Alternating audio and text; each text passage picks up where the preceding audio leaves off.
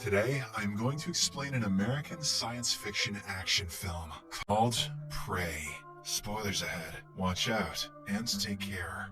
The movie is set in the northern Great Plains during the early 18th century. This is the period when European settlers had already colonized most parts of the country. They looted the resources, killed the local natives, and destroyed the forests to build cities. At the start, we see a young Comanche girl, Naru, who enjoys hunting. She has a well-trained dog named Sari, who appears to be extremely loyal to her. One morning in the forest, Naru is practicing with her axe when she notices a deer. She decides to hunt it down, but a loud thunderclap causes the deer to flee. Not willing to give up, Naru and her dog pursue the deer with all their might, but still, they are unsuccessful in capturing it. During the process, Sari's tail becomes entangled in a bear trap, causing him extreme pain. Luckily, Naru quickly comes to his rescue. Once she frees Sari from the trap, she also applies some natural remedies to his tail. I just rub some berries on that shit there. After this, the two prepare to return home, but just then, they hear a loud noise coming from the sky. Naru immediately goes to investigate, and when she reaches a nearby cliff, she sees a large alien ship flying through the clouds. Must have accidentally inhaled some of those berries. In the following scene, Naru meets her brother, Tabe, who is an excellent hunter. In fact, he is regarded as the fiercest fighter in the entire tribe. Whenever they go for a big hunt, Tabe is the one who leads them. Naru shares with him that she saw a thunderbird in the sky earlier.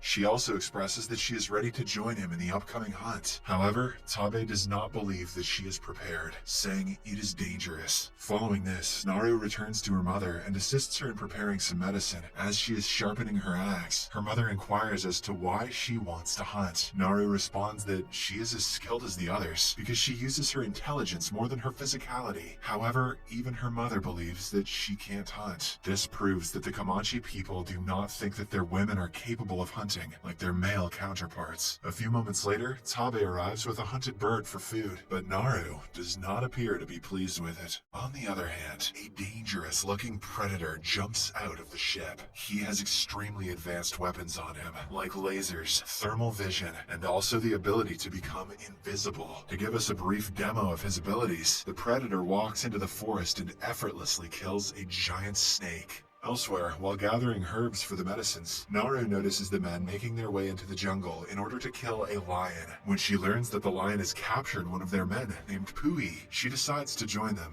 As expected, the men refuse to let her come along, but when Tabe vouches that she can help treat the wounded, they agree. Soon the search begins, and Naru guides everyone using her so-called intelligent brain. They wander around for hours and ultimately find Pui, who is in a brutal condition. Naru immediately provides him with medications and herbs, saving his life. After the successful rescue mission, everyone prepares to leave, but Tabe is adamant on hunting the feral lion down. So he instructs the other men to carry Puhi back to their camp, while he goes after the lion. Naru is somewhat skeptical because lions normally finish off their prey instantly. They do not just leave them to suffer. So she asks to join him, but Tabe declines. On the way back, Naru discovers the dead and gutted snake, as well as the predator's footprint. The other men believe that the footprint is that of a large bear, but Naru is confused as she has never seen one this size before. Hence, she decides to go back to Tabe and warn him about the same. A member of their camp named Paka also joins her. Soon after, she meets Tabe and tells him everything, but he too believes it was a bear. Following this, the three of them set out to hunt the lion. Naru suggests placing bait and taking a position on a tree to effectively attack the lion. After a while, she, along with Paka, climbs a tree, while Tabe places the bait and hides behind some bushes. The plan works, and the lion arrives on the scene, but instead of going after the bait, it lunges towards the duo. At first, the lion kills Paka and slowly starts moving towards Naru. The latter is holding a spear, confident that she can defend herself, but right then, she notices the predator. This distracts her momentarily, allowing the lion enough time to strike her and knock her to the ground. A few hours later, Naru wakes up and finds herself back at the village camp. It turns out that her brother saved her from the lion and brought her home. Tabe also arrives with the lion's head. All the villagers are proud of him, so the elders elevate him to the position of war chief. Naru remains convinced that there is something else in the forest and wishes to go back. She tells Tabe about it, but the latter dismisses her, stating that she is not prepared to hunt yet. Since no one believes her, Naru decides to take matters into her own hands. Early the next morning, she, along with her dog, heads to the forest to investigate. There, she makes a rope out of wood skids, ties it to her axe, and uses it as a boomerang. With the help of it, she is able to hunt down a rabbit, which she cooks in the forest and eats with Sari. Meanwhile, the predator is watching a wolf, which is about to pounce on a small animal. As soon as the wolf catches its prey, the predator attacks and kills it. Invisible 3D slice. On the other hand, Naru continues to move in search of clues about the predator. After a while, she arrives at a location where she discovers several dead buffalo with their skins ripped off. Naru is shocked and perplexed as to who could have done this, as buffaloes are regarded as symbols of honor and generosity in their culture. Alongside the bodies, she discovers a cigar, but Naru is unaware of what it is. After her investigation is done, she continues her journey until she falls into a swamp. To make matters worse, it turns out to be quicksand. Naru slowly drowns inside, and it appears as if she will suffocate to death. But fortunately, she still has her axe boomerang. Using this, she somehow manages to rescue herself. Naru then heads to the nearby river to clean herself up. We see the predator noticing the same cigar. In the next scene, Naru discovers a large bear devouring its prey. Normally, even the bravest of villagers would run away from the beast, but Naru has a point to prove. She wants to kill it and take its head to the village as a trophy. Unfortunately, at the last second, her bow breaks and the bear notices her. Now, with the tables turned, Naru runs for her life and eventually hides beneath a beaver dam. The bear, using his incredible sense of smell, tracks her down. It is about to devour her when suddenly the predator arrives at the scene and attacks it. The two beasts then get into a fight, but the bear is eliminated within seconds. Witnessing this, Naru is taken aback, and she immediately swims away to save herself. The predator notices her, but doesn't react, believing she is no threat to him. Even the invisible aliens are sexist. Following this, Naru arrives at the shore, where she is approached by some men from her village. It turns out that after she went missing, Tabe directed his men to look for her. Naru frantically explains to them about what she saw, but no one believes her. Instead, they ask her to return to the camp. When Naru refuses, they apprehend her and tie her up. Meanwhile, the predator appears to be watching them from nearby. Using his advanced technology, he has marked their weapons. Shortly after, the tribesmen hear the predator's roar and notice some movement in the bushes. Scared, they take up their positions, and one of them fires an arrow into the bush. Then he slowly moves forward to investigate, only to discover that it is just a rabbit. This cracks up all the men, and they make fun of Naru's fear. But just then, 3 lasers point at the man's body, followed by metal arrows, killing him instantly. Because of this, the other men start shooting their arrows in random directions, and one of them hits the predator and exposes his real self. The men immediately begin attacking him, but the deadly alien is so powerful that he But the deadly alien is so powerful that he effortlessly kills the men one after another. The kills are sweet. Too bad you can't see them. He's very primal. He's going back to basics. As the fight goes on, Naru somehow frees herself and escapes from the area. Unfortunately, the predator kills all the men and starts pursuing her. Naru tries to lose him in the woods, but ends up getting caught in a bear trap. Soon, the predator approaches her, seemingly to finish her off. Seeing her struggling and in pain, he stops. This makes Naru realize that the predator does not attack bait or unarmed ones. At the same time, some French hunters arrive with guns, knock Naru out, and kidnap her. In the next scene, she regains consciousness and finds herself trapped inside a wooden cage. She then notices a man smoking a cigar and learns that he is the one who killed the buffalo earlier. Just then, a translator approaches her and asks what she knows about the predator. When Naru does not respond, they reveal another hostage who is none other than Tabe. Naru is taken aback to see him there, but she can do nothing about it. Shortly after, the siblings are taken into the forest, where they are tied up as bait for the invisible alien to hunt. Tabe panics, but Naru assures him that the predator does not attack defenseless beings. Unsurprisingly, the same thing happens. The predator slowly approaches the men from behind and starts killing them one by one. These kills are even sweeter. Too bad you While the massacre continues, the siblings manage to free themselves. Tabe goes to find a horse for himself, while Naru goes to the French hunters' camp where her dog Sari is being held. On reaching it, she wipes out the remaining hunters, using her impressive moves. But before she leaves with her dog, the translator approaches her. His leg has been severed, so he begs for medication. In exchange, she offers to teach her how to use a gun. Naru agrees and gives him some medicine that lowers his body temperature. As she is learning how to use the gun, they hear the predator's scary roar. It sounds like this.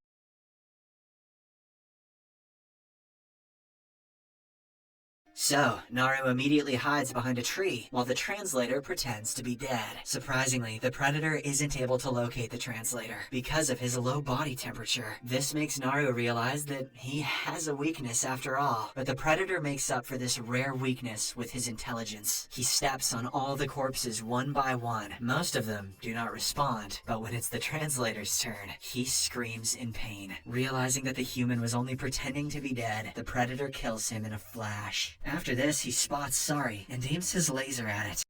As he is about to shoot, Tabe arrives out of nowhere and attacks the predator's head, causing his helmet to fall off. As a result, the laser present in the helmet points and shoots the tree rather than Sari. Seeing this, Naru realizes that the metal arrow is following the laser points rather than the enemy's location. By the time the predator retrieves his helmet, Tabe attacks him. Surprisingly, the tribesman goes toe-to-toe with him and even manages to land some impressive shots. This annoys the predator, so he finally becomes invisible. A few seconds later, he catches Tabe off guard and stabs him from behind, killing him mercilessly. Naru watches this unfold right before her eyes, but she doesn't have time to mourn. She flees with her dog immediately.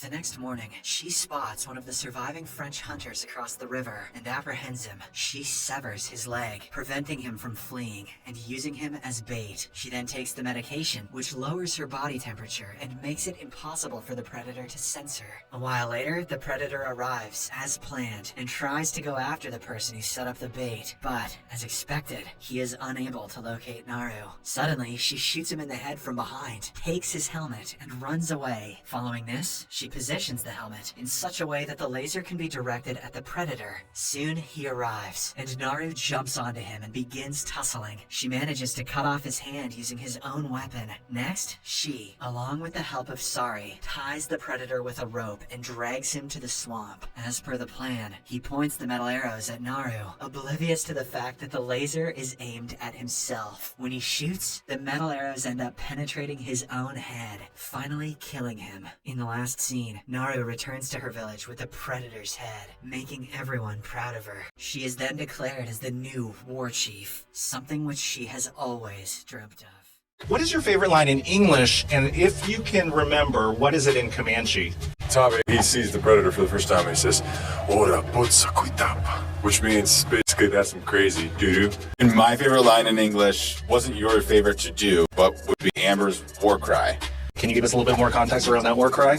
Well, it would be a spoiler if we were to talk about. Yeah, but I mean, war cries in general are obviously just a part of war culture for natives, and there were female warrior societies, and Comanche people had that as well. So, I mean, it's just kind of a part of battle. My favorite line, it's the same in English and Comanche. It goes like this. Yeah. Whoa! Oh, that was this guy. Comanche go. Wait, Amber and Dan, can you do that sound too? I can't, but I can tell you that our sound designer, Chris Terhune, enhanced a lot of the sounds of the Predator are legacy sounds, but he did have to craft some for this movie.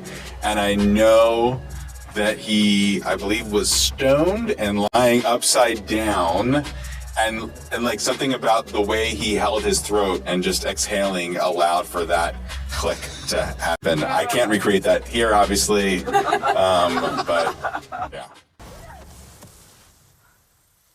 You had intended to withhold the fact that this was a Predator movie up until the release of it. How confident were you that you could possibly keep that secret up? It really was more of my interest in having a trailer that was really just the first act of the movie, and then you'd see Naru setting out to prove herself and go into the woods and then see a fire up in the sky, and that be it. That's all you would get, and wonder what the heck is that movie. And then eventually later, I never really thought we could actually carry it all the way to release, as amazing as that would have been.